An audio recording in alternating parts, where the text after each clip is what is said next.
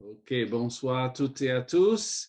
Je pense que vous êtes au courant qu'on aborde le sujet de ce soir, des clés de la maturité chrétienne et comment devenir concrètement mature dans notre foi, qu'est-ce que le Seigneur attend de nous, etc.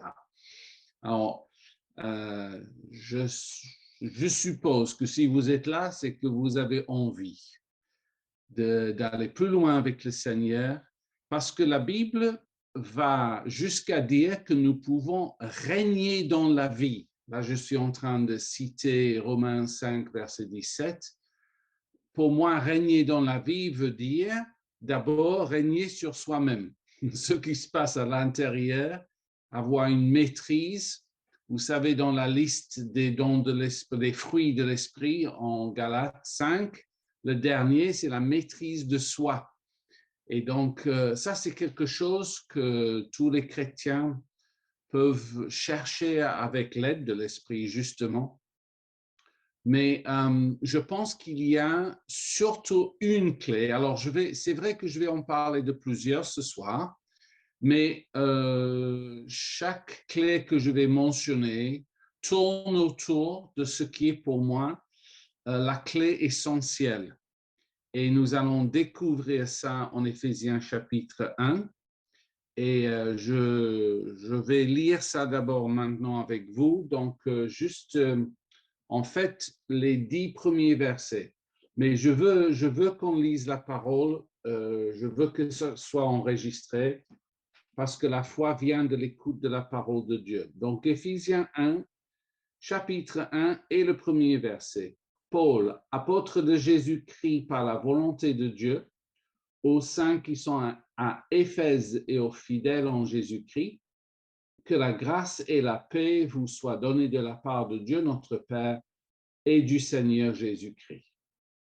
Béni soit Dieu, le Père de notre Seigneur Jésus-Christ, qui nous a bénis de toutes sortes de bénédictions spirituelles dans les lieux célestes en Christ. En lui, Dieu nous a élus avant la fondation du monde pour que nous soyons saints et irrépréhensibles devant lui. D'autres versions, irréprochables. Nous ayons prédestinés dans son amour à être ses enfants d'adoption par Jésus-Christ, selon le bon plaisir de sa volonté, à la louange de la gloire de sa grâce qui nous a accordé en son bien-aimé. En lui, nous avons la rédemption par son sang, la rémission des péchés selon la richesse de sa grâce, que Dieu a répandue abondamment sur nous par toute espèce de sagesse et d'intelligence. Nous faisons connaître le mystère de sa volonté, selon le bienveillant dessein qu'il avait formé en lui-même, pour le mettre à l'exécution lorsque les temps seraient accomplis, de réunir toutes choses en Christ, celles qui sont dans les cieux et celles qui sont sur la terre. Alors, merci Seigneur pour ta parole et merci de nous éclairer par le Saint-Esprit. Alors, on me dit qu'en fait, du verset 3 au verset 10, c'est une seule phrase en grec, assez longue donc et assez compliquée. Je vois que cette version française a essayé quand même de respecter ça au maximum. Mais là, en divisant en 3 phrases, en fait, tout est une suite logique dans la pensée de Paul. Mais je veux commencer au commencement et on va parler du premier verset pour déjà découvrir les premières clés pour nous pour qu'on aille vers la maturité. Donc, Paul dit de lui-même qu'il est apôtre de Jésus-Christ par la volonté de Dieu. Alors, dans la simplicité, je dis ceci. C'était la volonté de Dieu que Paul ait un rôle dans son Église. Et c'est la volonté de Dieu que chacun de nous découvre notre rôle et notre place pleinement. C'est toujours sa volonté pour nous. Ça, pour moi, c'est le début de la maturité, d'avoir le désir d'accomplir la volonté de Dieu sur terre. Si je formule ça, par exemple, comme une prière que chacun peut faire devant Dieu, ça serait du genre, Seigneur, je veux accomplir ta volonté pour ma vie, je veux être un membre actif du corps de Christ. Ça, c'est le début. Si vous n'avez même pas ce désir, ça ne sert pas à grand-chose de parler de comment l'accomplir ou de la maturité, etc. Mais j'ai confiance que ça, c'est le cœur de chacun ce soir.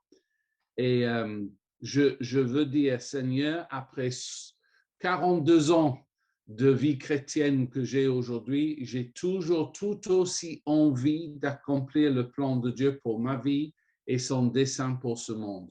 Ça, c'est fondamental pour moi. Alors, la deuxième chose qui est aussi dans le premier verset, et ça va être un peu le cœur de mon partage ce soir, c'est que vous avez vu que Paul appelle ces chrétiens à Éphèse les saints. Il écrit aux saints qui sont à Éphèse. Alors, je sais que sûrement, pour vous qui écoutez ce soir, c'est vraiment pas la première fois que vous entendez que Dieu nous appelle des saints, que Dieu nous voit comme des saints, etc. Mais il y a quelque chose qui doit être vraiment transformé dans notre intelligence par rapport à ce mot et par rapport à cette identité que nous avons devant Dieu. Parce que parfois, nous avons presque, je dirais, une tentation de penser comme le monde. C'est-à-dire, le monde va dire, un saint, c'est globalement quelqu'un qui se comporte mieux que les pécheurs, mieux que les autres. Donc, on va dire, il a une longueur d'avance dans sa sainteté. Mais, bibliquement, ce n'est pas ça du tout. J'aimerais que vous évacuez même cette notion de vos pensées et de vos croyances, parce que bibliquement, un saint, c'est quelqu'un qui n'est plus pécheur du tout. Alors, attention, je parle de notre identité. Je ne dis pas on n'est pas capable de pécher. Malheureusement, si, on peut continuer à pécher. Mais je m'adresse à la notion de notre identité. Et je dis que Paul maintenant va expliquer comment ça s'est fait que Dieu nous a complètement transformés. On est en train de parler d'une nouvelle création. Vous connaissez la verset en 2 Corinthiens 5, 17 qui dit cela, où Dieu transforme quelqu'un qui était pécheur dans son identité à ce qu'il devienne ou qu'elle devienne saint, sainte dans son identité, sous le regard de Dieu. Alors, pour que ça soit possible, et je vais développer, juste merci de patienter, plus de détails vont venir, mais pour que ça soit possible, Paul introduit tout de suite dans le verset 2 la notion de la grâce. Alors, j'imagine que vous avez, si je demandais maintenant des définitions, parfois on dit la faveur imméritée de Dieu. C'est vrai, hein? Je ne dis pas le contraire. Parfois, on parle de la grâce comme étant une puissance divine que Dieu nous donne, c'est-à-dire la grâce pour accomplir les choses, son aide, si vous voulez, son intervention.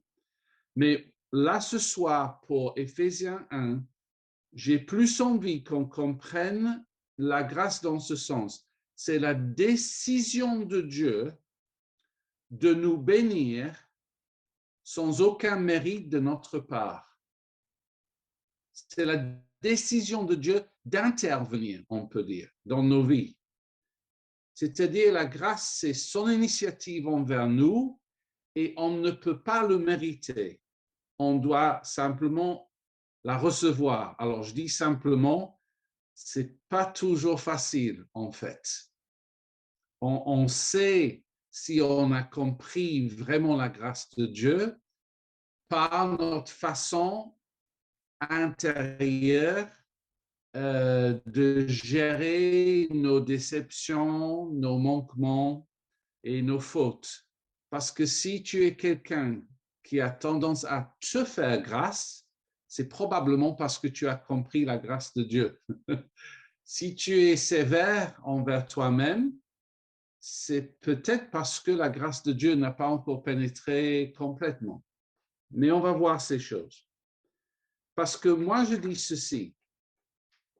Dans la grâce de Dieu, il a décidé qu'il voulait des enfants afin de révéler qu'il est un père. Vous vous souvenez, Jésus a dit, si vous voulez connaître Dieu, si vous voulez même prier Dieu, il nous donne le Notre Père. C'est-à-dire pour Jésus, un peu une partie de la révolution qu'il a apportée, c'est que Dieu est un père. Et vous dites, oui, je sais. Mais par définition, on ne peut pas savoir que Dieu est un père, sauf s'il a des enfants. Sinon, c'est purement la théorie. Et ça ne nous aide pas. Et donc, Dieu, dans sa grâce, a décidé de tout mettre en place pour que justement, il puisse avoir des enfants. On va parler spirituellement, n'est-ce pas? Mais avoir des enfants spirituels qui ont son ADN, qui sont à sa ressemblance, afin de révéler qu'il est vraiment un père. Et les premiers à savoir quel point il est un bon père, c'est logiquement ses enfants, c'est nous. Il a décidé donc que pour ce faire, il voulait nous pardonner de toutes nos fautes pour révéler sa grâce. Il a décidé enfin qu'il voulait nous bénir, et ça c'est le prochain argument de Paul, mais il voulait nous bénir dans un objectif. C'était afin que nous soyons une bénédiction dans ce monde.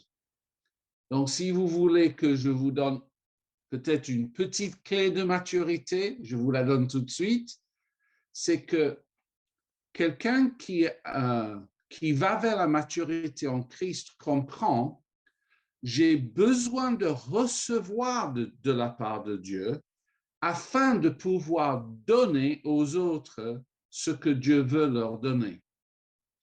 Donc, c'est la maturité de dire, en fait, j'ai besoin de recevoir de Dieu parce qu'il veut bénir ce monde et il veut que je sois un canal de sa bénédiction. Donc, ce n'est pas égoïste de dire, je veux être béni, sauf si tu dis, je vais être béni et garder la bénédiction pour moi. Oui, effectivement, égoïste. Mais bibliquement, ce n'est pas égoïste de dire, je veux apprendre à recevoir des bénédictions pour ensuite les donner, les distribuer et être une bénédiction. Donc, de là, je veux juste prendre quelques instants pour expliquer la phrase au verset 3 où Paul dit, je cite, « Il nous a bénis de toutes sortes de bénédictions spirituelles. » Et je me suis posé dans les lieux célestes, et je me suis posé la question, OK, c'est quoi la liste alors?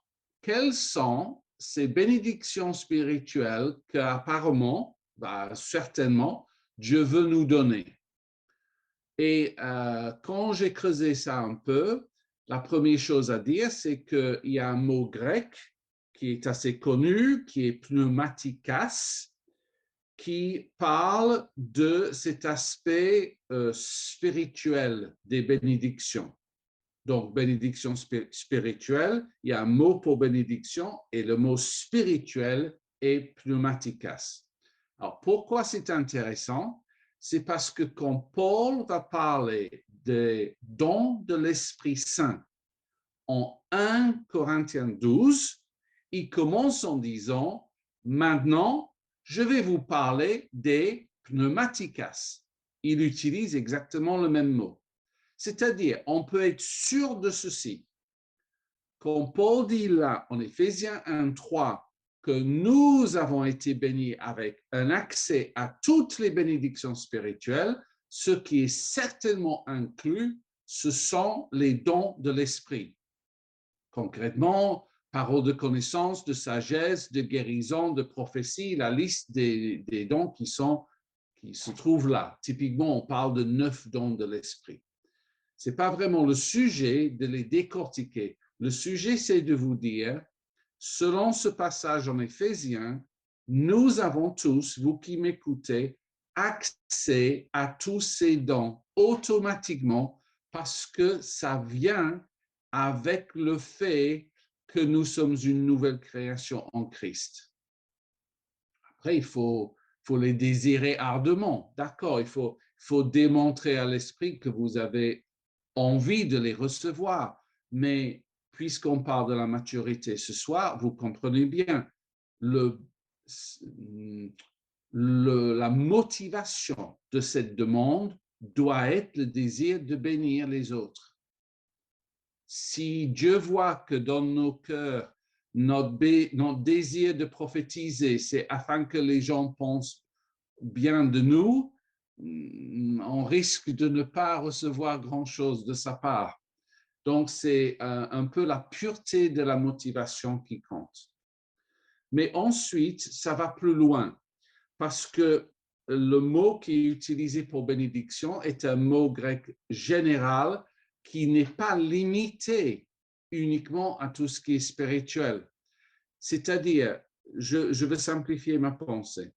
Quand Dieu dit dans la Bible, voici telle promesse que je vous fais, ou voici telle bénédiction que je vous offre, dans un sens, tout est spirituel parce que la source est Dieu. Tout vient de lui. Donc, quand Dieu le propose, ça veut dire que c'est inclus. Et je veux vous lire juste 3 versets. Allez-y si vous voulez, c'est en Deutéronome 28, mais c'est juste pour vous donner un exemple. Parce que là, ce début du chapitre 28 en Deutéronome est connu pour une liste de bénédictions. C'est pour ça que je l'ai cherché dans la simplicité. Et je veux faire un peu plus vite parce que ce n'est pas le sujet principal. Je vais juste lire les versets 3, puis 6, puis 8 et commenter après. Donc, le verset 3, tu seras béni dans la ville et tu seras béni dans les champs. Verset 6, tu seras béni à ton arrivée et tu seras béni à ton départ. Verset 8, l'Éternel ordonnera à la bénédiction d'être avec toi dans tes greniers et dans toutes tes entreprises. Il te bénira dans le pays que l'Éternel, ton Dieu, te donne. Et puis, il y a d'autres bénédictions listées. Mais j'essaie simplement de dire, l'être humain ne peut pas simplement décider de lui-même, ben moi, je vais être béni à mon arrivée et béni à mon départ, je décide que ça va être comme ça, je vais être béni dans mon travail et ainsi de suite. Non, c'est Dieu qui dit, je le ferai pour toi. Parce que tu es mon peuple, c'est le cas ici en Deutéronome, et parce que tu cherches ma face et tu désires m'obéir, moi, Dieu, je te dis, je vais te donner toutes ces bénédictions-là parce que tu m'appartiens. Tu es mon peuple ou vous êtes mon peuple. Et ce principe-là, c'est un principe qui est souligné partout dans le Nouveau Testament. Peut-être vous avez entendu assez souvent cette promesse en 2 Corinthiens 1, 20, où Paul dit, et je mets avec mes mots, toutes les promesses que Dieu a faites sont oui pour nous en Jésus-Christ quand nous disons Amen. Et différentes versions traduisent ça différemment. Le principe, c'est que nous recevons les bénédictions et les promesses de Dieu quand nous les voyons et quand nous disons Amen, ce qui signifie oui, je suis en accord, oui, qu'il en soit ainsi dans ma vie. Donc, il y a une participation. Et donc, une autre clé de la maturité, c'est je vois que Dieu veut me bénir, je comprends qu'il veut me bénir pour que je sois une bénédiction, et donc, je me positionne pour recevoir ces bénédictions. Je vais chercher sa face, je vais chercher dans la parole de Dieu quelles sont les promesses, quelles sont les bénédictions, et je vais dire, bah, merci Seigneur, je reçois ça. Si vous voulez un autre exemple pratique, moi je connais des chrétiens, surtout aux États-Unis, qui ont décidé de donner bien plus que la dîme et qui sont allés dans les 20, 30, 40% de leurs revenus parce qu'ils ont cru que Dieu allait multiplier des bénédictions financières, mais jamais dans le sens de purement s'enrichir. Ce sont des personnes les plus généreuses que je connais. Et j'ai des histoires à vous raconter de combien de repas, de restaurants ils me payent, de combien ils bénissent les gens. Alors, je sais que dans toutes ces choses, il y a des abus. Peut-être vous connaissez des gens qui veulent s'enrichir juste pour eux-mêmes. Mais moi, je reste dans le modèle biblique. Et je dis, si vous voyez que Dieu veut vous bénir financièrement, c'est une bonne chose d'avoir un excès pour pouvoir donner à toutes bonnes œuvres. Ça, c'est en 2 Corinthiens, chapitre 8 et 9 aussi, mais ce n'est pas le sujet. Donc, maintenant, je reviens au cœur de ce que j'avais à dire ce soir, parce que j'ai vu que dans mon cheminement avec le Seigneur, il y a comme un grand obstacle qui semble empêcher beaucoup de chrétiens d'avancer en confiance avec Dieu pour recevoir tout ce qu'il veut leur donner afin de distribuer, comme on vient de dire. Et on va cibler ça dans le verset 4. Alors, le début de ce verset ne nous pose pas vraiment de problème, du moins je ne pense pas. Dieu nous a élus avant la fondation du monde. La plupart des chrétiens que je connaisse disent Alléluia. Peut-être je ne comprends pas exactement comment ça fonctionne, mais c'est réjouissant de savoir que Dieu m'a choisi. Donc, soyez dans la joie, Dieu vous a choisi, c'est une bonne nouvelle. Mais la phrase continue comme ça. Pour que nous soyons saints et irréprochables devant lui. D'accord?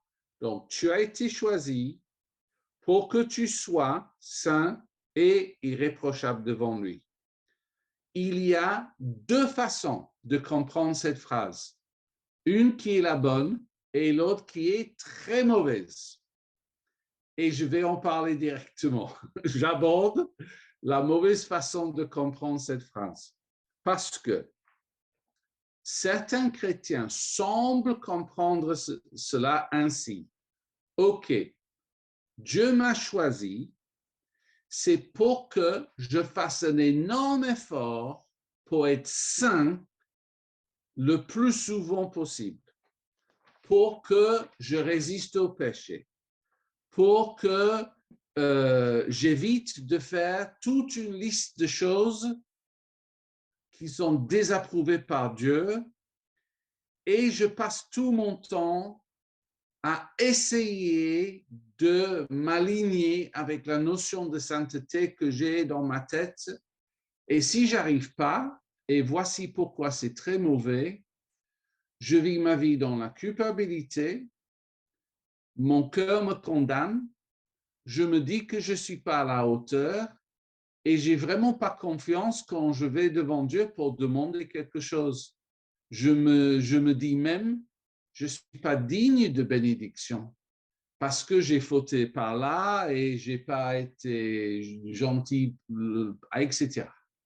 Donc, je redis, ça c'est la mauvaise façon de voir les choses. Mais voici, par contre, la clé de la maturité que je veux souligner ce soir. Dieu m'a choisi parce qu'il a voulu me rendre saint et irréprochable à ses yeux. Donc, Dieu a voulu que je sois avec lui. Mais il savait qu'il est saint et que j'étais pécheur. Donc, il a fallu qu'il change mon identité. Christ est venu accomplir tout ce qui était nécessaire. Parce que sinon, si j'aurais pu me rendre saint par mes propres forces, à ce moment-là, Christ ne meurt pour rien. Mais au contraire, vous savez tous, Christ a dû venir, il a dû souffrir, et le prix a dû être payé pour nous transformer. Et donc, je vous promets, la clé de la maturité qui va vous aider énormément à grandir rapidement avec Dieu, c'est de pouvoir vous dire sans gêne, je suis saint ou sainte parce que Dieu m'a rendu saint. Je suis irréprochable à ses yeux parce qu'il a voulu qu'il en soit ainsi. Et pourquoi il a voulu?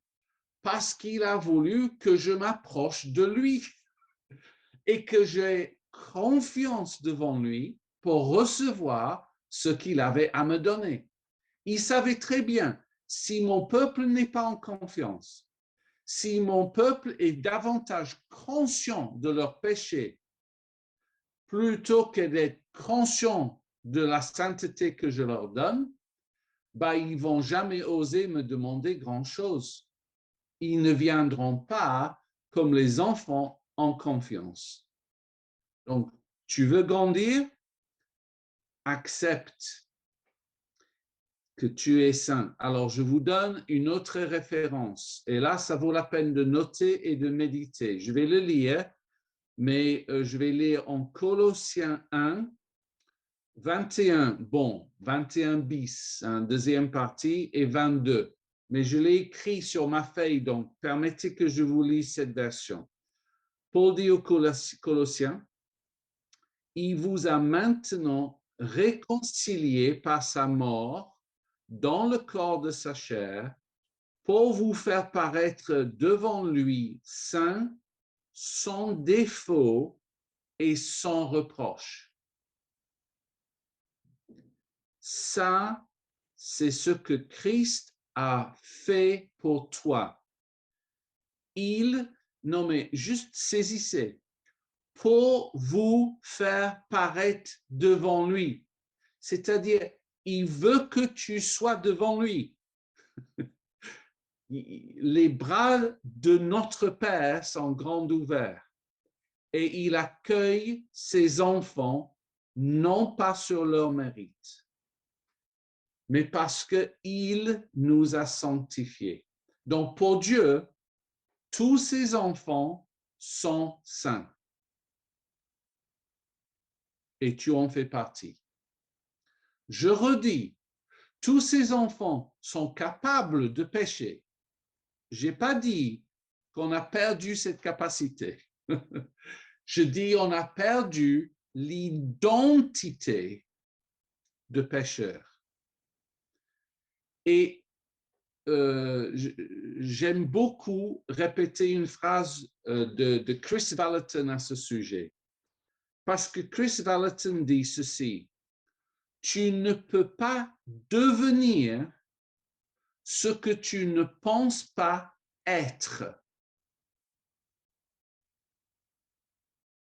Tu ne peux pas devenir ce que tu ne penses pas être. C'est-à-dire, si tu ne penses pas que tu es saint, c'est extrêmement difficile de devenir saint dans ton comportement parce que tu n'es pas convaincu que c'est ta vraie identité. Au contraire, si tu penses que tu es toujours un pécheur, et moi je suis pleinement conscient, ça fait 22 ans que je suis en France, j'ai assez souvent été dans les milieux catholiques et j'ai assez souvent entendu cette phrase, en parlant de nous, que nous sommes des pécheurs sauvés par grâce. Cette phrase ne me convient pas du tout. Parce que même si je reconnais la source, je dis que c'est qu'une demi-phrase. Parce que je ne suis plus pécheur, je suis devenu saint. Si quelqu'un veut me dire, tu es un pécheur, sauvé par grâce, je dis non, j'étais un pécheur, ça je peux dire. Mais j'étais un pécheur sauvé par grâce qui est devenu saint par la grâce de Dieu. Tout le monde reconnaît ça. Ce n'est pas par nos propres efforts, on est tous d'accord. Mais c'est tellement important parce que quand on veut changer un comportement dans notre vie, en fait, le principe biblique, c'est notre croyance doit changer avant que le comportement puisse changer. Combien de chrétiens me disent, ça fait des années que je lutte avec telle et autre chose. J'arrive pas à changer, je ne sais quelle habitude. Le champ de bataille n'est pas dans le comportement, c'est dans la pensée. Parce que si tu es convaincu, c'est qui je suis, ce péché ou cette mauvaise habitude, c'est qui je suis, bah à ce moment-là, pourquoi vous essayez même de changer? Parce qu'en fait, humainement, nous ne pouvons pas changer qui nous sommes dans notre identité. Dieu peut le faire, et d'ailleurs, à la croix, Dieu l'a fait. Mais la clé de la maturité et la clé du changement, c'était moi, mais je suis une nouvelle création en Christ. Je peux tout par celui qui vit en moi, qui me fortifie. Et donc, Seigneur, je reconnais que je ne suis plus pécheur. Tu m'as rendu saint. Et donc, je demande la grâce pour que mon comportement s'aligne avec qui je suis.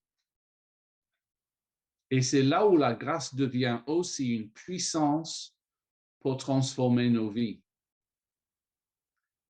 Et donc, moi, je vous dis très clairement que vous êtes, vous qui m'écoutez ce soir, des saints qui sont sans défaut et sans reproche. Alors, un petit test pour voir si vous êtes convaincu. Dans les applications, non, dans les réactions que vous avez sur Zoom, si je clique sur ça, il y a quelque chose qui dit lever la main. Vous voyez ça sur mon écran? Là, ma main est levée. Levez la main. Donc, moi, je vous dis ce soir, lève ta main, là, sur le Zoom, si tu es sans défaut.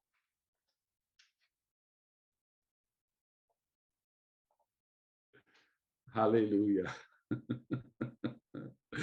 Alors, j'ai que la moitié, hein? J'ai que la moitié des mains qui sont sans défaut. Si c'est parce que tu n'arrives pas à trouver la réaction, lève la main physiquement. Parce que, OK, c'est bon, vous n'avez plus besoin de garder ça. Mais si je dis ça, c'est pas parce que, ce n'est pas du tout parce que nous sommes en train de dire tu n'as jamais fauté ou tu n'as pas fauté aujourd'hui ou tu n'as pas péché. C'est pas ça. Retiens bien, je sais que vous me comprenez, mais il y a un vrai combat dans ce domaine pour se dire non, non, je parle de mon identité. Paul parle de mon identité. Dieu veut que je paraisse devant lui avec la conviction que je suis sans défaut, que à ses yeux, irréprochable à ses yeux, saint à ses yeux. Parce que, et Paul le dit aussi, parce qu'il m'a revêtu de Christ. C'est comme si ta vie est cachée dans la vie de quelqu'un d'autre. Vous acceptez, je sais que Christ était sans défaut, etc. Bah, voyez ça comme ça si ça vous aide. Vous avez un costume, vous allez dans vous allez vous déguiser devant Dieu en remettant Christ. Et c'est ça qu'en fait Dieu a fait pour chacun de nous. Et c'est tellement important permettez, j'insiste encore 30 secondes, c'est tout. Parce que si je vis ma vie chrétienne basée sur mon comportement, je vais passer de déception en déception. Je vais toujours me dire, je ne suis pas à la hauteur, je ne suis pas digne de recevoir des bénédictions et j'aurai beaucoup de mal à avancer.